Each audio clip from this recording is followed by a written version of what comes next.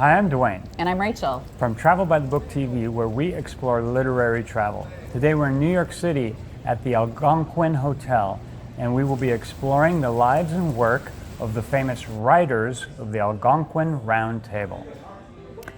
In this episode, we'll visit literature's most celebrated hotel, the Algonquin, and explore the life of writer, poet, critic, wit, and provocateur Dorothy Parker. We'll visit with the hotel's general manager and with Hamlet, the hotel's famous cat. We'll learn the history of the hotel from author, tour guide, and president of the Dorothy Parker Society, Kevin Fitzpatrick, and take an abbreviated version of one of his fabulous New York walking tours. So Rachel, we're in front of 28 West 44th Street. This is the home of the New Yorker. So stay with us to relive the golden age of Dorothy Parker and her vicious circle.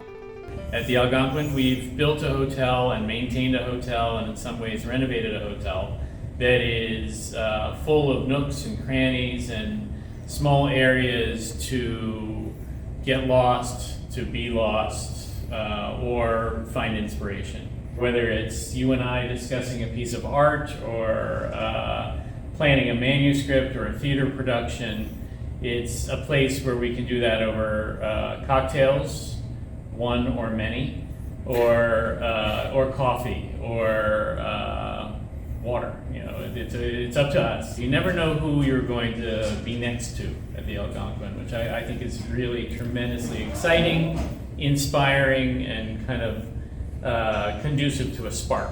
So if you feel that energy and you're receptive to that energy, this is the right place.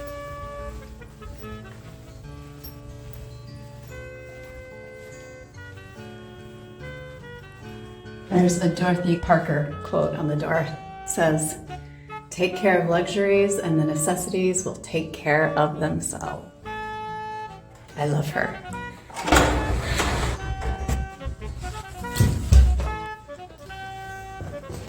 And here we have the room.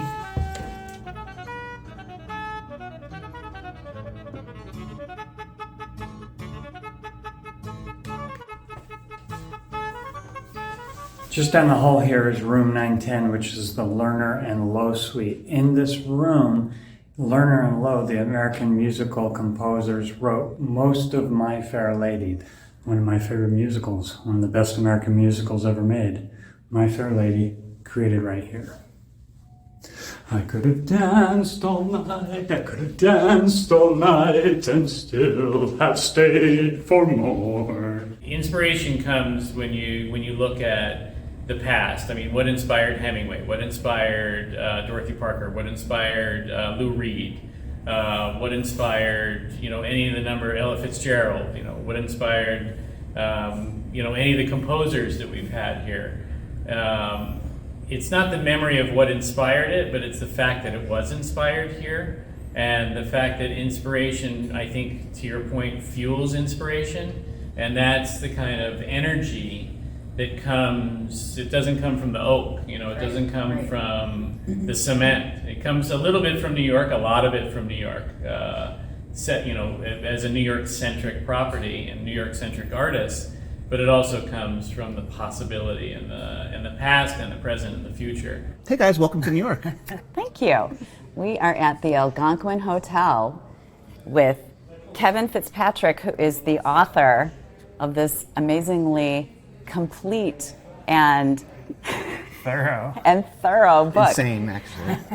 The Algonquin Round Table, New York, a historical guide. Yeah, I want to know how in the world you said, this is my focus. It was Parker. My friend Susie gave me this book, and she said, you really need to read Dorothy Parker because you love New York history so much. You love writing, the New Yorker, old New York.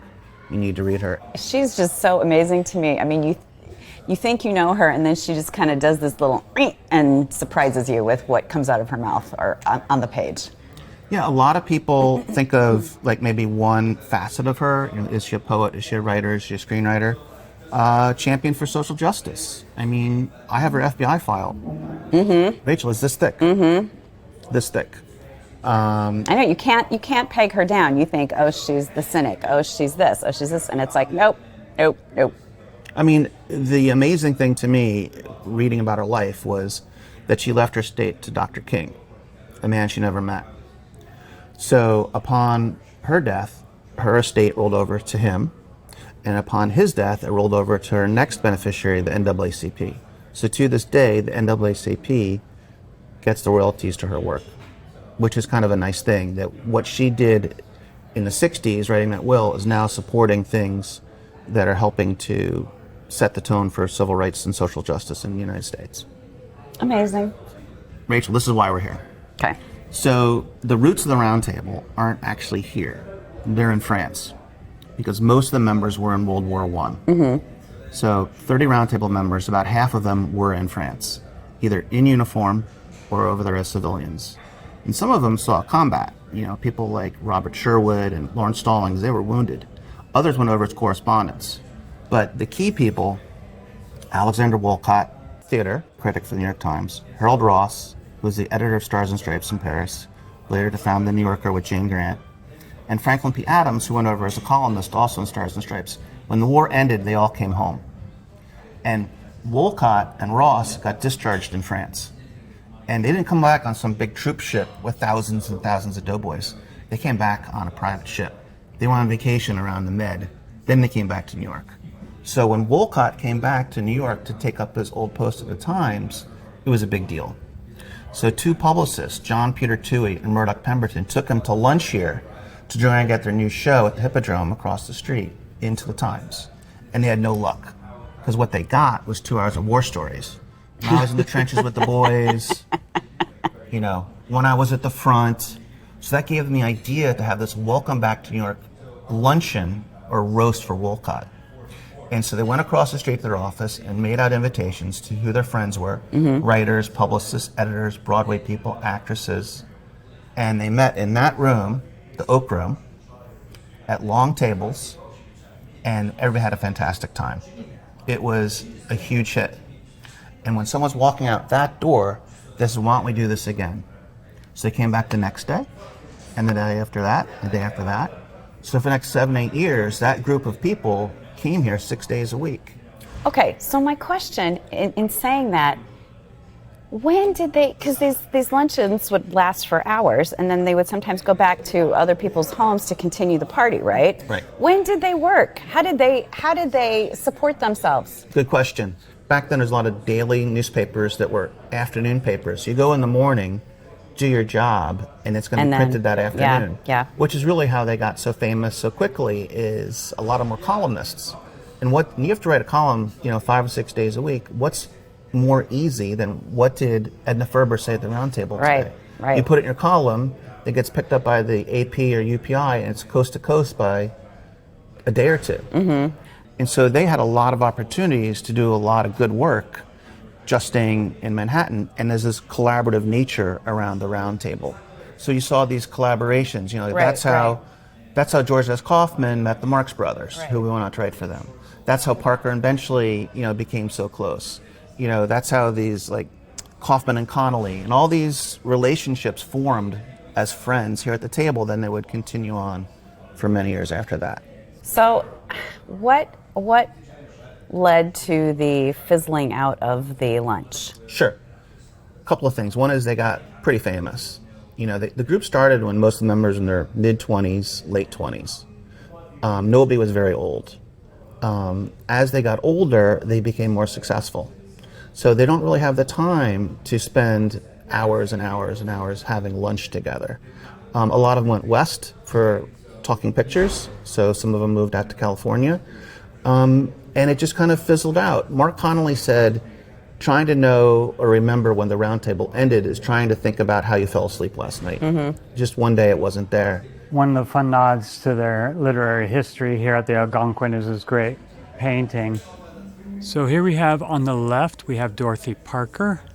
Just above her is humorist, writer, radio personality Robert Benchley, who was really Parker's confidant and best friend. Leaning over the table is Franklin P. Adams, who was a very popular columnist and also a radio personality. Across the table, reading his latest issue of The New Yorker, is Harold Ross. And leaning over his shoulder is Alexander Woollcott. Brooding next to Woollcott is George S. Kaufman, the playwright, who with Moss Hart wrote, among other things, You Can't Take It With You, which was a huge successful play, as well as an Oscar-winning movie. They also wrote a play called The Man Who Came to Dinner, which was very much about Alexander Woollcott. Above them in the bow tie is Harpo Marx, who first introduced me to the Round Table.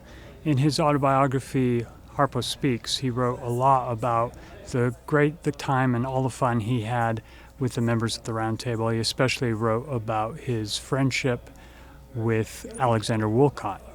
In the upper right is Edna Ferber. She was a really big deal at the time. She was a novelist who, in 1924, while the Round Table was up and running, won a Pulitzer Prize for a novel called So Big. She also wrote novels that became movies, such as Showboat and Giant, starring James Dean. That is among the 30 or so Round Table participants, sort of the most best known today. So the lobby's been configured a few different ways, but the essential part of it hasn't changed. The footprint hasn't changed. You can definitely see those light fixtures are from the 20s, 30s, and they renovated those along with the rest of the lobby.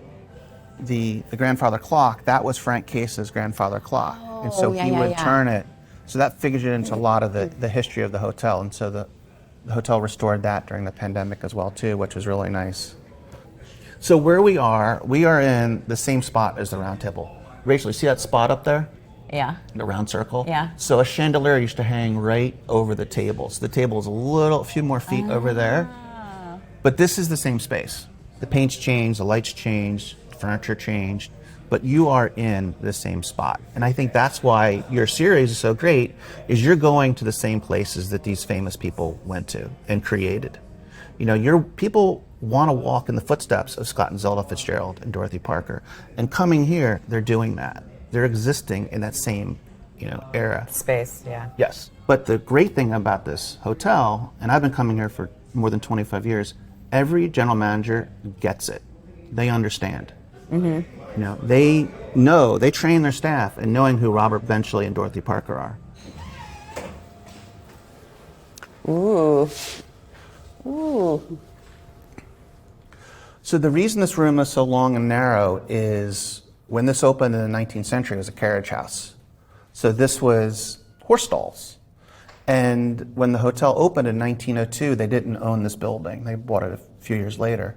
And so they put entranceways on both ends to get into the rest of the hotel. This wood paneling is pretty authentic to the original space. It was used as a restaurant, it was used as a bar, now it's used as an event space.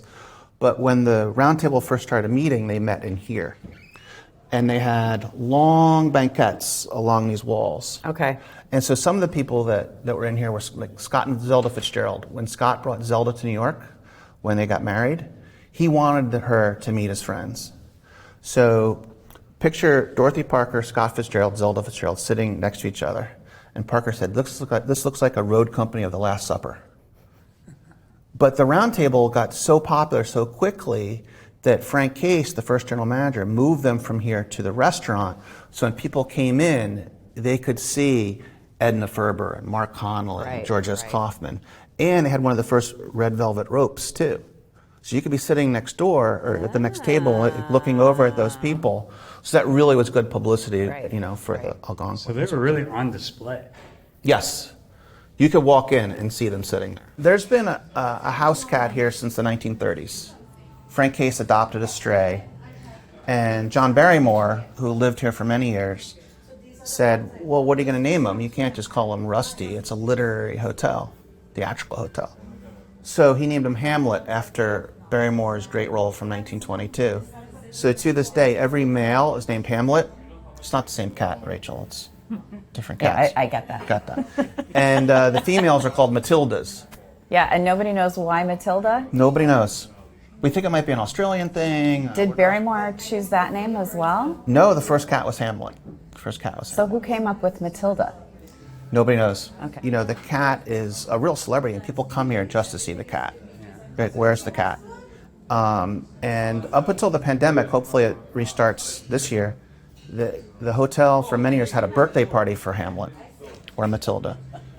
Rachel, imagine 100 people in here that are cat fanciers. They have a cat fashion show where they have 10 celebrity cats that dress up as Marilyn Monroe or Joe DiMaggio or, you know, there's an Al Hirschfeld cat one year. Oh my God. They have a fashion show, but they raise thousands of dollars for cat charities. Okay. And they park a van out front with cats to adopt, and they always get all taken. I mean, what better thing? Go out and have a cocktail than bring a cat home. I mean, it's such a great win-win. So hopefully the cat party comes back. But they built this space during the pandemic primarily for the cat to have a place to hang out. When he's hungry, he'll try and trick anyone and everyone he can into giving him a treat. So Let's go outside. Okay. So these are all your cocktail. Yeah, so see, I wrote this. Here's the history of the hotel, so I wrote that. The thing to know is there's a Dorothy Parker gin they make in Brooklyn at New York Distilling Company for the last 10, 11 years. It's awesome. It's really good. And the fun thing about the Dorothy Parker gin is a lot of people are finding out about Dorothy Parker from the gin. So who is this woman?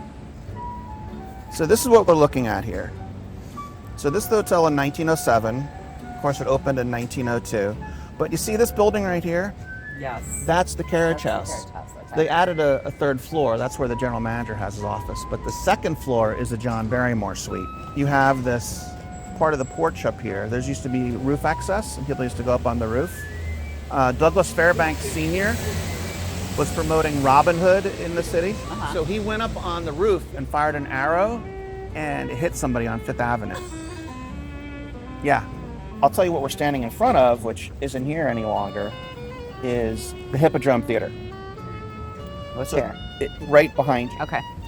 So this opened in 1906. It was demolished in 1939. It was the biggest ever Broadway theater, 6,000 seats. Oh, wow. Here's a button the usher wore. Can you read that? I'm the guy that puts hips in the Hippodrome.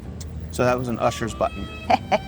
It was so big, you could have 1,000 actors on stage. Wow. Houdini Wow. made an elephant disappear on stage. They had Civil War reenactors with real pistols and horses riding around on stage. They had a swimming pool that would be covered over, and they'd unveil it, and dancers dressed as fish with mermaids would swim around in it. So there's the Algonquin right there. So that was also driving a lot of business to the hotel as well, too. So this office tower is built in the 50s. Behind it is called the Hippodrome, in honor of what used to be here. But you see a lot of references to this place, you know, from the teens and 20s. Okay. About this venue. It's really, really well known. So Houdini made an elephant disappear right where we're standing. Has that elephant ever shown up? Well, what's funny about the elephants is Robert Benchley, when they worked at Vanity Fair, which we're going to see right down there, he wrote a note to his boss that he was late because the elephants from the Hippodrome got loose, and he stopped to help wrangle them. So Rachel, we're in front of 28 West 44th Street. This is the home of the New Yorker, the magazine from 1935 up until 1981. Which is the Harold Ross era to the Tina Brown era. And what I like is through these doors past the most famous people of American letters. You know, people like Nabokov and Dorothy Parker, Robert Benchley, John Updike, Charles Adams, you know, James Thurber, E.B. White, all were going to work here. The magazine started by Harold Ross and Jane Granton. She always gets written out of the history of the magazine, but she was very, very important to the birth of the magazine. She was the first woman reporter in the New York Times. She went to World War I and served in France in the YMCA because they wouldn't send her because she was a woman. And so she met Ross in France, in Paris, and then he followed her back to New York. And they started a relationship, got married, saved up enough money to launch the magazine in 1925. So whose idea was it? Was it his or hers? It was a Or- joint idea because they always wanted to start a magazine. She'd been in writing and publishing for many, many years. He was a newspaper writer who learned about editing when he was in France as the editor of Stars and Stripes. So they knew they wanted to launch a magazine, a humorous weekly. Okay, and so that was birthed also at the Algonquin Hotel. Okay. And that's how they got the magazine off the ground, is they took it to potential advertisers. Hey, listen, we have this editorial board. We have Frank Adams, we have Dorothy Parker, we have Robert Benchley, we have Mark Connolly. Now, none of those people actually thought about working for the magazine, but eventually they all did. And Parker was on the very first issue in February 1925. So it was as Thurber said, the flop of the year. But ultimately it did take off. Superior editing, superior writing, very cheeky. And so by the time they moved here during the Depression, it was a real going concern. But I love this spot. But because I know you like plaques, I want to show you the plaque in here because it's kind of fishy. Okay. It's fishy. So when you write a plaque, you're not writing it for yourself, you're writing it for future readers. Right. So this plaque was composed by Brendan Gill, and Gill was a New York writer and editor for many, many years. So he chose the names to go onto this plaque. And who he conveniently left off? A lot of women and all the roundtable members. Ooh. So Jane Grant's name is not on here. You know, none of the core people you think of associated with the magazine are really here. The people whose names on here are his friends. So Woollcott's name isn't on there. Benchley's name isn't on there. So it's kind of not such a great literary landmark. Okay, so we got to go in and see it. Okay, let's go inside and see it. The only women's names on here, Hawkinson and Petty, were cartoonists.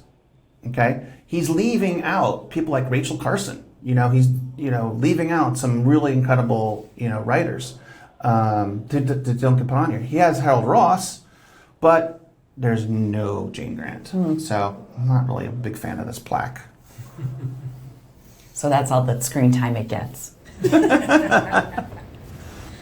So Dwayne, this building, this was the home of Condé Nast in 1919. Condé Montrose Nast, he was a real person. And not just the name of a corporation. He was born in St. Louis. That's why he has kind of the funny French name. And he came to New York at the turn of the century, and he got into the business side of magazines. So he and his first wife bought Vogue. And Vogue had been around since the 19th century as kind of a newspaper about what the comings and goings are of the upper class. And what they did is they turned it into something about fashion. These people are the bosses of Robert Benchley and Dorothy Parker, okay? Here's Condé Nast, okay? That's Frank Crowninshield, who was the managing editor of not just Vanity Fair, which started in 1914, but also he had a hand in Vogue as well, too. Okay? Edna Woolman Chase. Edna Woolman Chase was the editor for more than 50 years of Vogue. Edna Woolman Chase is the one who hired Dorothy Parker, okay, to work on Vogue. So her first job was working at Vogue.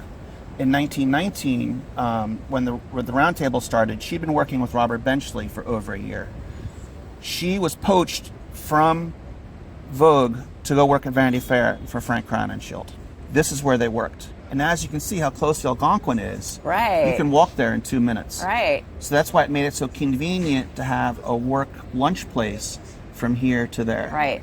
Rachel, that's one of the things that I like about the Algonquin. It has all these fun stories, and it's a place like Yankee Stadium where they'll talk about, this home run or that World Series game.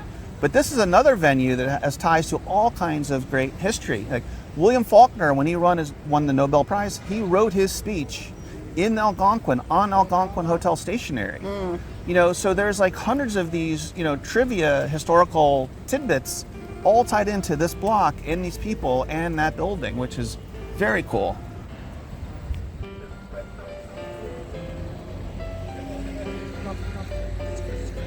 So, Rachel, this is Scribner's. So this was the publishing house in the 20s. Some of the best books of American literature came out of this building. This is where Hemingway's books came from, Scott Fitzgerald's, Great Gatsby.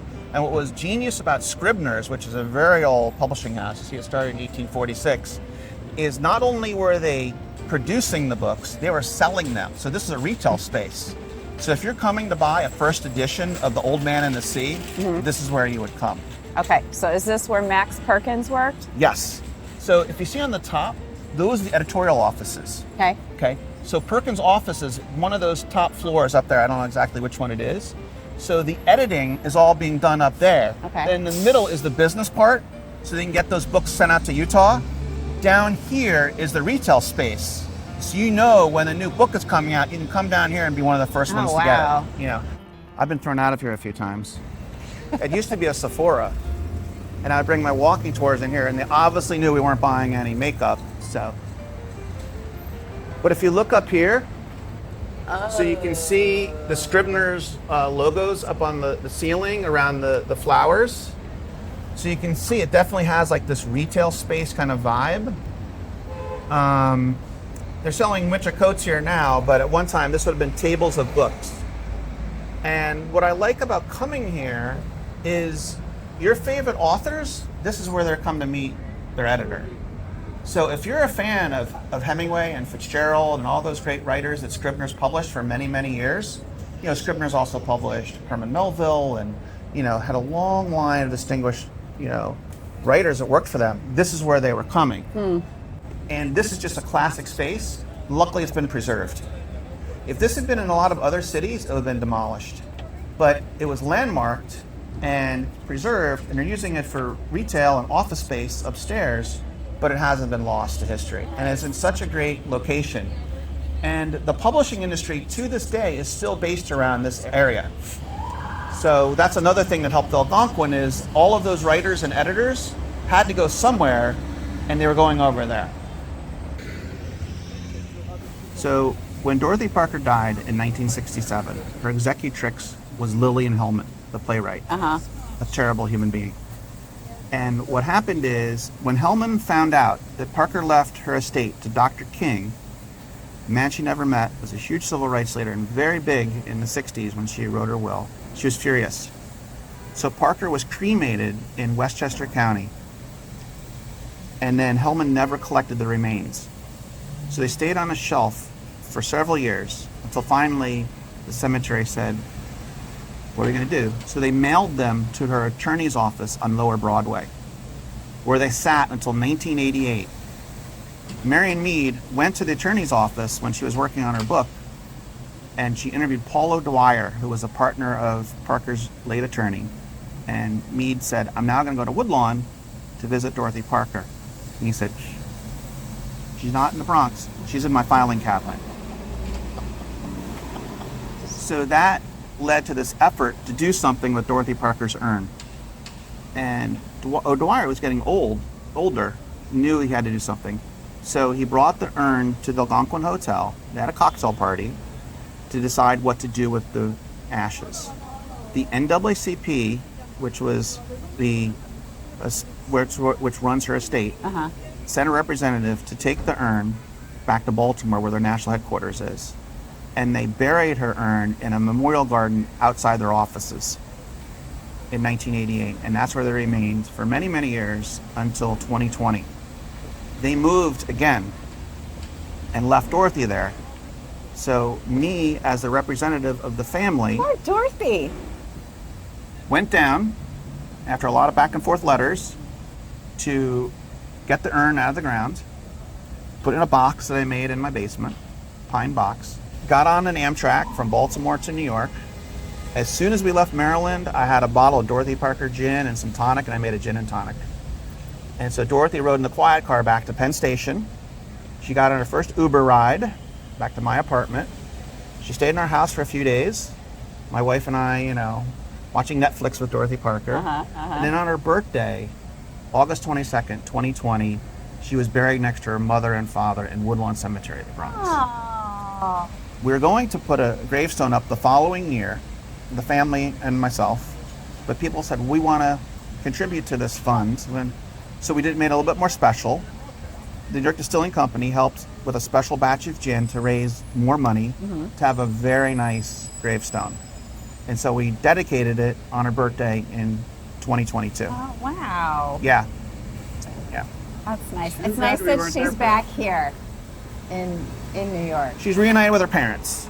But it was one of the nicest things to ever do, because when I started DorothyParker.com in 1998 in my little apartment on 72nd Street, hand coding it, I had no idea that, 24 years later, I would be actually with her in this heavy box in my apartment, taking her to her final resting place. Yeah, and determining her destiny. Yes. Her final destiny. And what's been really great, Rachel, is the people have come to New York to go to the cemetery to visit her and leave roses and tributes and little pebbles and pennies and things like that. So that's really touching to me. And the whole thing about the Dorothy Parker Society is getting people to continue to read Dorothy Parker. And so if that gets a little bit of attention, like talking to you guys, I'm all for it. Excellent. Excellent. Yeah. Okay, well, Kevin, this was a delight. Thank you so much for taking the time out of your day to give us these bits of information that I just didn't know, would not know without your extensive research. So, highly recommend taking a tour from this man, and they just go to your website. Sure, just go to BigAppleFanaticsTours.com or DorothyParker.com. Thank you, you so Kevin. much. You're awesome. Good luck on your journey, and Thank it's so you. great to be part of your debut year, too. Thank you. So good luck, have fun, keep reading. Okay. Keep reading. Keep reading, keep traveling, and keep watching. Is that it? That's it. Woohoo! I finally said it right.